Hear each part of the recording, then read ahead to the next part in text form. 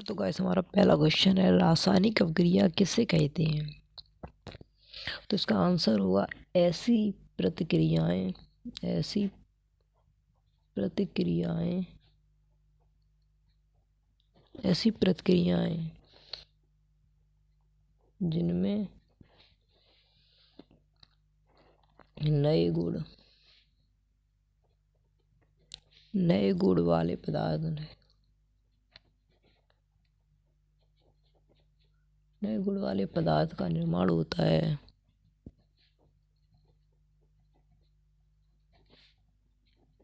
नए गुण वाले पदार्थ का निर्माण होता है रासायनिक अभिक्रियाएं कहलाती हैं।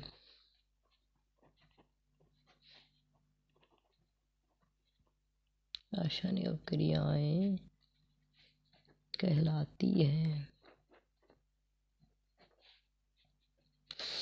आपको दोबारा सिंपली समझा देता हूँ।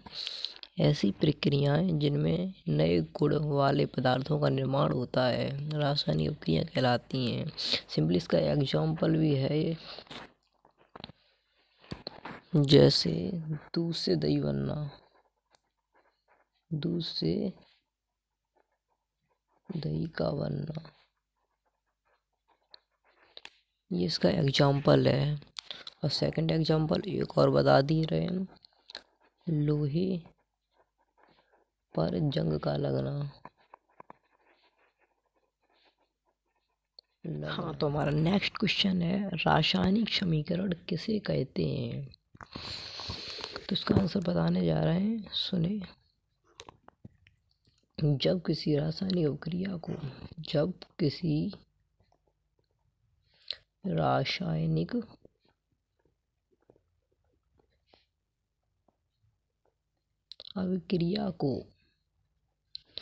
जब किसी रासायनिक अभिक्रिया को संकेतों व सूत्रों के माध्यम से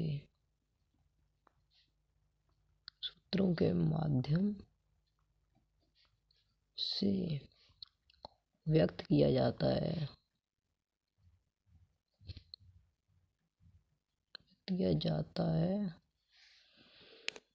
तो उसे रासायनिक समीकरण कहते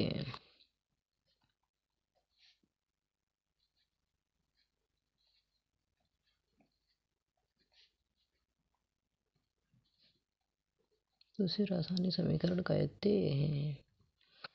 एग्जाम्पल देखिएगा, इसका example 2H+O equal sign H2O साधारण जल का दे दिया हमने एग्जाम्पल। आई होप आप लोगों को ये क्वेश्चन समझ में आया होगा, तो आप अपनी कॉपी पर नोट कर लीजिए। एंड हमारा नेक्स्ट क्वेश्चन है, रासायनिक समीकरण को संतुलित क्यों किया जाता है। तो इसका आंसर देखिएगा, द्रव्यमान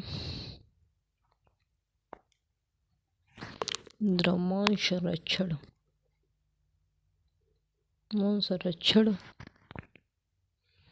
के नियम को संतुष्ट करने के लिए रासायनिक समीकरण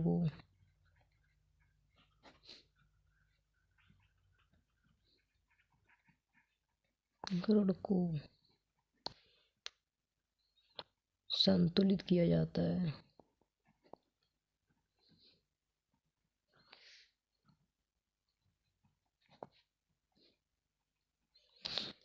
संतुलित किया जाता है। तो सिंपली आप लोगों को हम समझा दें कि ये क्या है। आप लोगों ने 9th क्लास में द्रव्यमान संरक्षण का नियम पढ़ा होगा। उसी नियम को संतुष्ट करने के लिए हमें रासायनिक समीकरण को संतुलित करना होता है। वो आगे हम सिखाएंगे अगली नेक्स्ट वीडियो में कि समीकरण को संतुलित कैसे करते हैं। आई होप आप लोगों को क्वेश्चन समझ में आया होगा। हाँ, तो ये हमारा है नेक्स्ट क्वेश्चन, उपचयन और अपचयन में अंतर स्पष्ट कीजिए।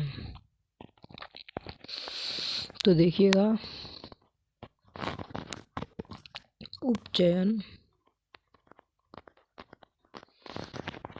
और अपचयन। उपचयन और अपचयन एक दूसरे की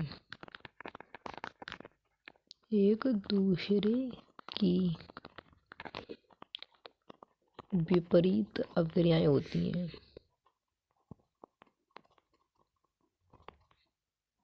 विपरीत अभिक्रियाएं होती हैं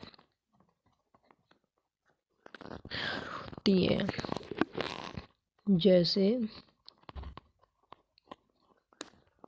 उपचयन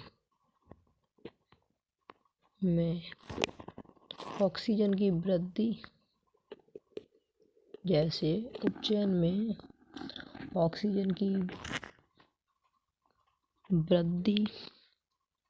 होती है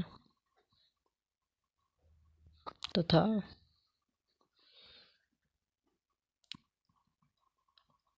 अपचयन में ऑक्सीजन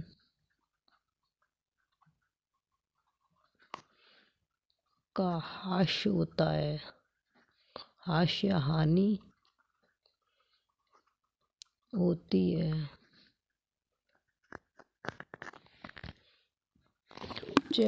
उपचयन अपचयन में यही अंतर होते हैं